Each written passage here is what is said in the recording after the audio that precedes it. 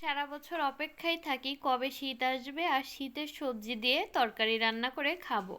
এমনি সময়ে যে তরকারি খাই তার থেকে শীতের সময় তরকারিগুলো দ্বিগুণ স্বাদ বেড়ে যায়। এই জন্য শীতের সময় সবজিগুলো অনেক মজা হয় আর দামও তুলনামূলক কম হয়। আর শীতের সবজি অন্য বছরে কিনতে গেলে দাম তুলনামূলক ডাবল হয়। এই জন্য শীতের সময় সবজির দামটা একটু কমও থাকে, খেতেও কিন্তু ভারী মজা লাগে।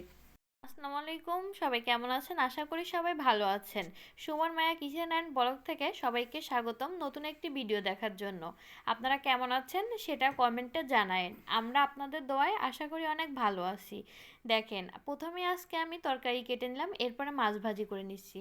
তো মাছে এমনভাবে একটার সাথে আরেকটা জোড়া লেগে আছে, তো এদের ভালোবাসার কাছে আমার ভালোবাসাও হার মেনে গেছে।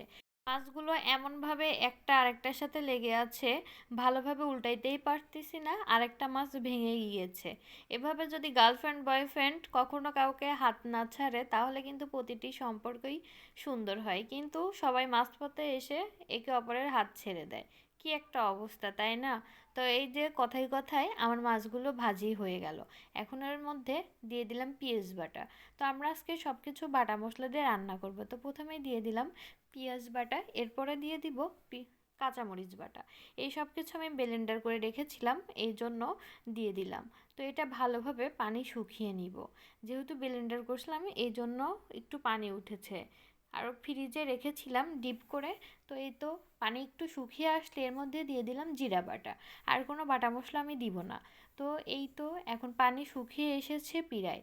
তো এখন এর মধ্যে দিয়ে দিলাম লবণ, তারপরে দিব হলুদের গুঁড়া, ধনিয়া গুঁড়া। আজকে কোনো মরিচের গুঁড়া ব্যবহার করব না, শুকনা মরিচের গুঁড়া। যেহেতু কাঁচামরিচ দিয়ে রান্না করতেছি এই জন্য শুকনা মরিচ দিব না। কালারটা এখন হয়তো সবুজ দেখা যাচ্ছে, রান্নার আগ মুহূর্তে ঠিকই হলুদ হয়ে যাবে, তরকারির কালারটা ঠিকই সুন্দর হবে। এখন এর মধ্যে দিয়ে দিব সবজিগুলো। এখানে ছিল ফুলকপি, মূলা আর আলু। 3 রকমের সবজি দিয়ে আজকে আমি রুই মাছের পাতলা ঝোল করতেছি। তো এই তো সবজিগুলো ভালোভাবে মশলার সাথে মিশিয়ে ঢেকে দিলাম। তো এই তো ঢেকে দিয়ে নেড়েচেড়ে ভালোভাবে মশলার সাথে মিশিয়ে এর মধ্যে পানি দিয়ে দিলাম। পানি দিয়ে ভালোভাবে আবার ঢেকে দিব। ঢেকে দিয়ে কষানোর জন্য একটু ওয়েট করতে হবে। এই তো সবজিগুলো প্রায় কষানো হয়ে গেছে। এখন আমি তরকারির ঝোল যতটুকু রাখবো এই অনুযায়ী পানি দিয়ে দিলাম পরিমাণ মতো। এই তো পানিটা দিয়ে দিয়েছি। আর তরকারির উপরে পেঁয়াজ, ওই যে মাছ ভাজির একটু কালো মাছ ছিল এই জন্য সেটা কালো কালো লাগছিল। তরকারিটা যে উতরাই গেছে এর মধ্যে ভেজে রাখা মাছগুলো আমি দিয়ে দিলাম।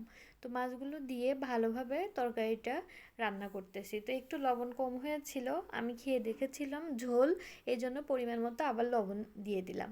লবণ দিয়ে এখন তরকারিটা ভালোভাবে নেড়ে দিচ্ছি। তরকারিটা ভালোভাবে নেড়ে দিয়ে এর মধ্যে দিয়ে দিব আমি তরকারি নামানোর আগে প্রতিদিনের মতো জিরার গুঁড়া। ভেজে রেখে দিয়েছিলাম জিরার গুঁড়া, সেটাই আমি দিয়ে দিয়েছিলাম। আর দিয়ে দিয়েছিলাম কিছু ধনিয়া পাতা। এখন যেহেতু শীতের সময় এই জন্য সব তরকারিতে ধনিয়া পাতাটা ব্যবহার করতেই হবে। ধনিয়া পাতাটা দিলেও খাইতে কিন্তু ভালোই লাগে, সেন্টটা ভালো আসে। সবাইকে ধন্যবাদ।